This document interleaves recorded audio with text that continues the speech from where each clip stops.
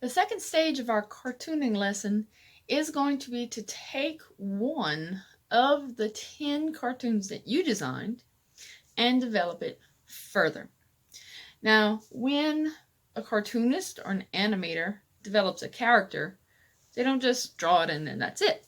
That character has to accomplish things, has to do things. In animation, the character has to move and talk and do all kinds of things. And even in a comic strip, that cartoon needs to show different angles of the face and different emotions, depending on what the story is. You take the character that you want to develop, and it can be any of your 10. You pick the one that you like the best, you pick the one that you think is developed the best, and you're going to do more with that character.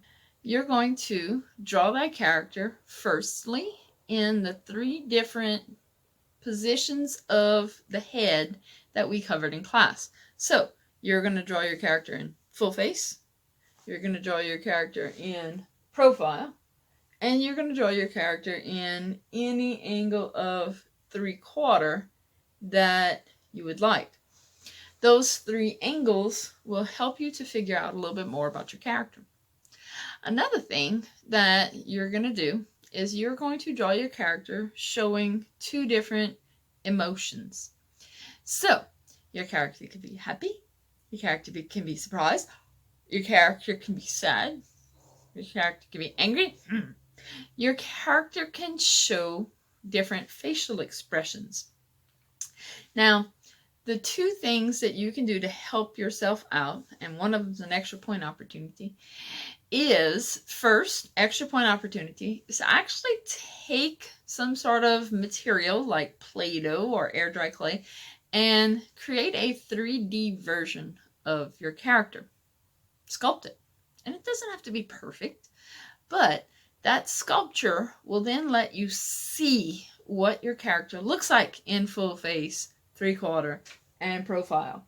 That's very hard to just kind of visualize by itself. But you don't have to sculpt if you don't want to. It just is helpful. And if you do sculpt it and take a picture of your sculpture and submit it, that is extra points for this assignment. So you can sculpt it or not, and then draw your character in those 3 different views. The second thing that can help you with the expressions on your character is to actually use your phone or a mirror to look at your own face. What do you look like when you smile, when you're happy? What do you look like when you're sad? What do you look like when you're angry? What do you look like when you're surprised? And use those facial expressions that you make to help you create those facial expressions on your character. And that's what animators do. That's what cartoonists do. They have mirrors set up on their stations that actually they can look at themselves and make faces make faces at themselves to use those expressions in their characters. So, in this video, you're going to see first me sculpting one of my 6 characters that I had done for that last assignment. I'm going to show you what it looks like in full face, profile, and 3/4, and then show a sample set of what all 5 of your cartoons for this assignment should look like. So again, it's the same assignment, 5 different ways, all on one page, and you should color the 5 when you're done. I think I'm going to sculpt my monster guy.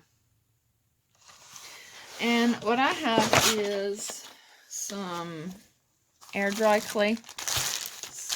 Get that at Walmart. But it really doesn't matter what you use. This is not going to be a permanent sculpture. There are even recipes that you can find online to create sculpting material out of like flour. And if you want to do that, that is absolutely okay too.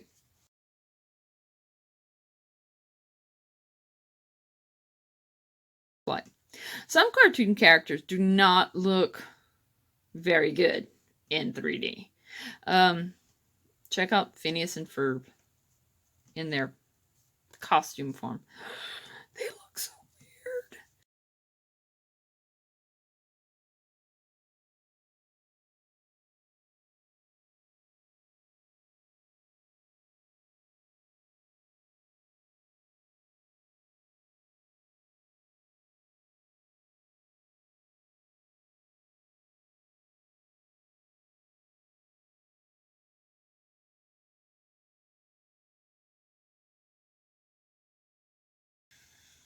after I get the head shape, then it's time to put details.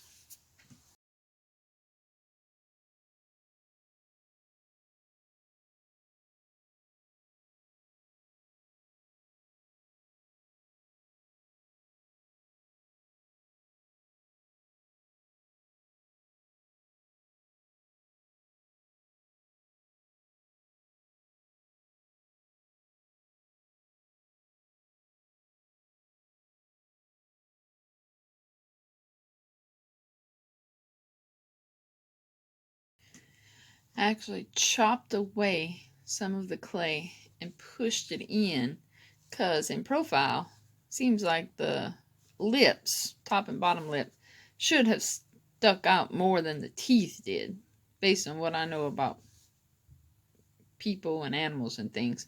Teeth don't really stick out past the lips.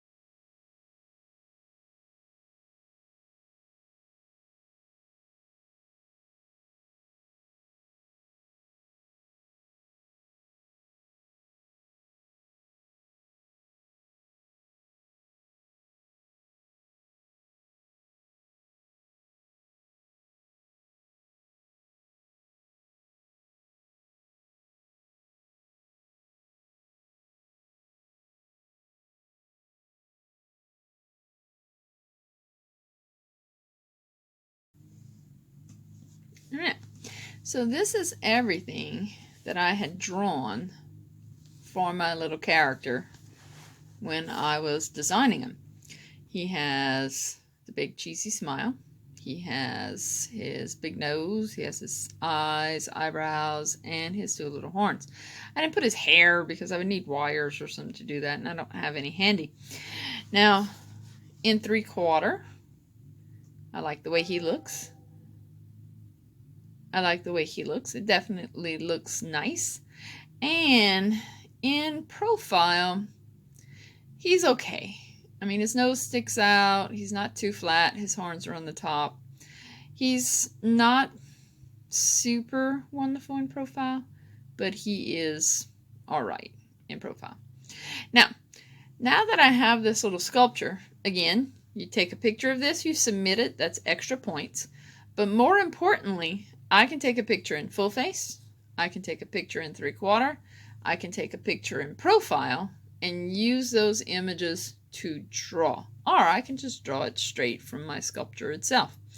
This helps me to draw those 3 views of the face much easier. So, extra point opportunity, and it helps you to draw your 3 views.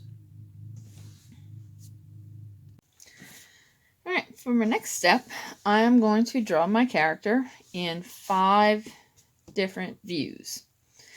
I'm going to draw my character in full face. I'm going to draw my character in profile. I'm going to draw my character in 3/4 view. And then I'm going to draw my character with 2 different emotions. He's already happy, so I'm not going to do happy again. I'm going to do shocked. And I'm going to do angry. So I've set up which 5 little faces I need.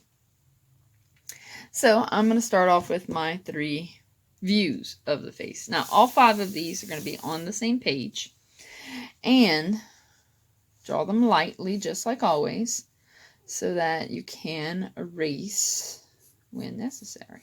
So my full face is kind of drawing him again in full face, even though I created him that way the first time.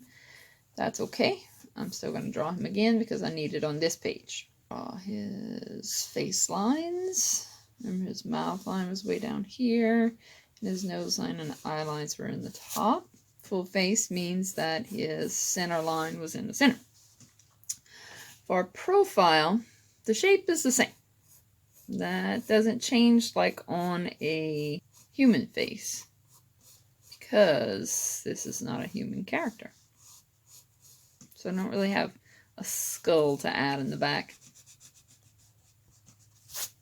I could if I wanted to, but it would look strange.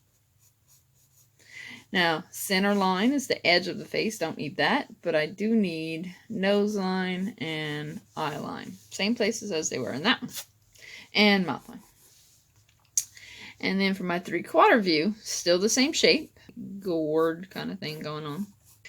So this time my center line is off to the side. My eye line, nose line, and mouth line stay the same. After I assembly line the 3 shapes, then I'll start drawing features. This is the same the same steps as we have been doing, and we're just building upon that lesson. My eyes were close together, they touched, and ovals. And again, I'm going to erase as I go. I don't want to leave measuring lines behind. He had a set of eyebrows above his eyes. He had just a pupil in the midst of those eyes. Now in profile, I only have to draw one of those eyes. And based on my sculpture, because again that helped, that eye actually stuck out from the face a little bit. I don't really see the pupil in this view. And the eyebrow kind of went off the head. In 3/4 view, I saw one eye, just like a standard eye. Then the second eye would be more narrow because it's turned away from us. Still the same height, but skinnier widthwise. Pupil, pupil, but still touching each other. Eyebrows, one eyebrow that is normal, one eyebrow that gets a little shorter in width. They actually could overlap because of the way that it sticks out. And I have my eyes on all 3. My nose on that character was a very big nose. And I did make it furry, so I would want to make it furry here. Do that with just that little sketchy line. And again, I'm going to erase as I go. In profile, that nose stuck out from the face, but is still furry. And in 3/4, it would stick out a bit. Not all the way, but a bit more on that side. And again, this is a lot easier for me to figure out because I have that sculpture. But not necessary, it's just easier. I think I'm going to bring the nose a little further down on this one.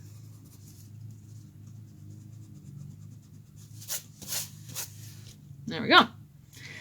Now on the mouth was behind the nose slightly, and it was a big, happy, cheesy mouth with little cheeks. Erase the lines on the inside, and then put the teeth lines. Now in profile, I saw a top lip that angled up, teeth stayed flat, bottom lip stuck out a little bit to create that half of a smile, and teeth lines just kind of went this way. He doesn't really have a chin, it just kind of curves into the rest of his face. In 3/4, this side is just like the full face one. That side stays the same. This side goes behind that part and kind of tucks because it's smaller in width. You don't really see that cheek part because of the way that the nose sticks out. In fact, I think I need to make the nose stick out a little further based on what this one looks like. Just like faces, be willing to adjust, be willing to try things, see what works, and if you need to, change stuff. After I draw my facial features, then it's time to make sure that I've cleaned up all of my lines, adjust egg shapes if necessary. If you remember from our character, there were some extras involved with those little horns on the top. So I need to make sure to put those. And he had some big furry shoulders sticking out the sides. Now in profile, the horn would overlap the skull a little bit. So I would erase as I go. And maybe the second one would peek out a little bit. Depends on where that horn is. His shoulder would overlap his face slightly. So I would erase where it did and put that fur. In the 3/4 view, I would draw that first horn here. Second horn would just kind of peek out behind right here. A little taller to match. And I would see shoulder overlap on this side. On this side, it would just peek from behind. And again, I would fur that up. So a little overlap on one side, no overlap on the other side. Now, I have my 3 views of my character. The next step would be to change their expressions. Now I could mess with my sculpture and start playing around with features and messing with it, but it is not entirely necessary to do so. It is, though, an option that you have to help yourself to see what your character could look like with different facial expressions. The main steps, though, stay the same. And you can draw these in full face or 3/4, it doesn't matter.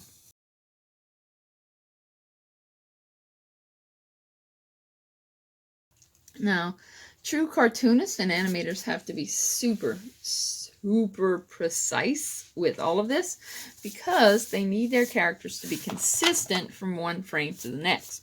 So while I'm just freehanding these, real cartoonists have to be very much more careful with what they're doing. Now, if I'm going to make him shocked, I'm going to keep his eyes nice and open, but I'm going to make them a little wider. And I'm going to make his pupils slightly smaller and round. I'm going to put his eyebrows higher on the top of his head.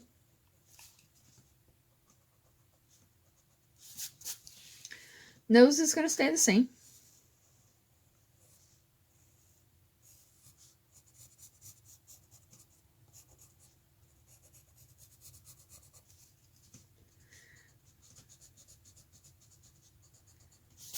Mouth is definitely going to change. Instead of the big cheesy grin, he's just going to have a big, shocked, open mouth. Now I still have to put my details. Still have to put my horns. Still have to put my shoulders. Still have to clean them up. But you can see how he went from being very happy to being shocked. That would be a different facial expression. Now for angry, I can actually round up those eyes a little bit instead of making them so tall. Pupils, going to stay there. Doesn't look angry yet. Eyebrows, definitely going to come over the eye. Because that's a big part about angriness, is those eyebrows coming scrunched down. Nose stays the same.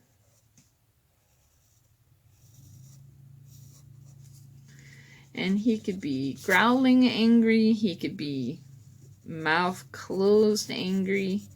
He has options. I think I'm going to make him just kind of growly. I want to see his teeth, but I want those teeth to not be happy teeth. So open them up. Definitely pulled up this bottom line. Pulled down the corners to give him more of that angry look. Still going to put his horns. I'm going to actually put his shoulders further up because he's tense and angry. And my character now is an angry character. So I have my 5 views. I have my full face, my profile, my 3/4 view. I have a shocked version, and I have an angry version, and this is all on one page. You would then color your characters, and then you would take a picture of this and attach it to the assignment to turn it in.